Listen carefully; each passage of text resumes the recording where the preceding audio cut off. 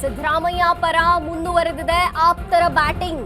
S, ಅಧಿಕಾರ ಹಂಚಿಕೆ ಬಗ್ಗೆ ಹೈಕಮಾಂಡ್ನಿಂದ ತೀರ್ಮಾನವಾಗತ್ತೆ. ಸುವರ್ಣಸೌಧದಲ್ಲಿ ಸಚಿವ ಬೈರತಿ ಸುರೇಶ್ ಹೇಳಿಕೆಯನ್ನ ನೀಡಿದ್ದಾರೆ. ಎಸ್, ಹೈಕಮಾಂಡ್ ತೀರ್ಮಾನ ಮಾಡುತ್ತೆ. ಹೈಕಮಾಂಡ್ ಏನು ಹೇಳುತ್ತೋ ಅದನ್ನೇ ನಾವು ಫಾಲೋ ಮಾಡ್ತೇವೆ. ವರಿಷ್ಠರ ತೀರ್ಮಾನಕ್ಕೆ ಬದ್ಧ ಅಂತ ಸಿಎಂ ಹೇಳಿದ್ದಾರೆ. ಈ ಹಿಂದೆಯೂ ಕೂಡ ಸಿಎಂ ಇದನ್ನೇ ಹೇಳಿದ್ರು. ಡಿಸಿಎಂ ಡಿಕೆ ಶಿವಕುಮಾರ್ ಅವರು ಸಹ ಇದೇ ಹೇಳಿಕೆಯನ್ನ ನೀಡಿದ್ರು. ಇದೀಗ ಮತ್ತೆ ಸಿದ್ದರಾಮಯ್ಯನವರ ಪರ ಬ್ಯಾಟ್ ಬೀಸ್ತಿದ್ದಾರೆ.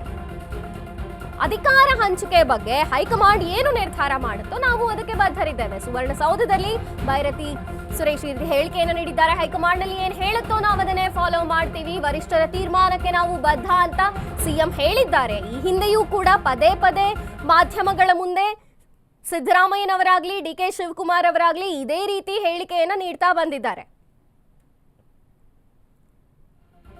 ಇದೀಗ ಹೈಕಮಾಂಡ್ ಏನು ತೀರ್ಮಾನ ಮಾಡುತ್ತೋ ಅದಕ್ಕೆ ನಾವು ಬದ್ಧ ಅಂತ ಮತ್ತೆ ಅಧಿವೇಶನದಲ್ಲಿ ಈ ಹೇಳಿಕೆಯನ್ನೇ ನೀಡಿದ್ದಾರೆ. ಸುವರ್ಣಸೌಧದಲ್ಲಿ ಅಧಿವೇಶನದ ವೇಳೆ ಹೈಕಮಾಂಡ್ ಏನು ಹೇಳುತ್ತೋ ನಾವು ಅದನ್ನ ಫಾಲೋ ಮಾಡ್ತೀವಿ. ಎಲ್ಲಾ ಶಾಸಕರುಗಳು ಕೂಡ ಇದನ್ನೇ ಹೇಳ್ತಿದ್ದಾರೆ. ಒಂದು ಕಡೆ ಸಿದ್ದರಾಮಯ್ಯ ಬಣದ ಶಾಸಕರುಗಳು ಮಾತನಾಡಿದ್ರೆ ಮತ್ತೊಂದು ಕಡೆ ಡಿಕೆ ಶಿವಕುಮಾರ್ ಅವರ ಬಣದ ನಾಯಕರು ಕೂಡ ಇದನ್ನೇ ಹೇಳ್ತಿದ್ದಾರೆ. ಆದರೆ ಈ ಒಂದು ಮಾತಿನ ಫೈಟ್ಗಳು ಮುಂದುವರಿತಾನೆ ಇದೆ. ಒಂದು ಕಡೆ ಯತೀಂದ್ರ ಹೇಳ್ತಾರೆ ಇಲ್ಲ ಸಿದ್ದರಾಮಯ್ಯನವರೇ 5 ವರ್ಷದ ಪೂರ್ಣಾವಧಿ ಮುಖ್ಯಮಂತ್ರಿಯಾಗಿ ಮುಂದುವರಿತಾರೆ ಅಂತ. ಮತ್ತೊಂದು ಕಡೆ ಹೈಕಮಾಂಡ್ ಏನು ಹೇಳುತ್ತೋ ಯಾರಿಗೆ ಅಧಿಕಾರವನ್ನ ಕೊಡುತ್ತೋ ಅವರು ಮುಂದುವರಿತಾರೆ. ಸಿಎಂ ಕೂಡ ಅದನ್ನ ಒಪ್ಪಿಕೊಂಡಿದ್ದಾರೆ ಅಂತ ಶಾಸಕರು ಹೇಳ್ತಿದ್ದಾರೆ.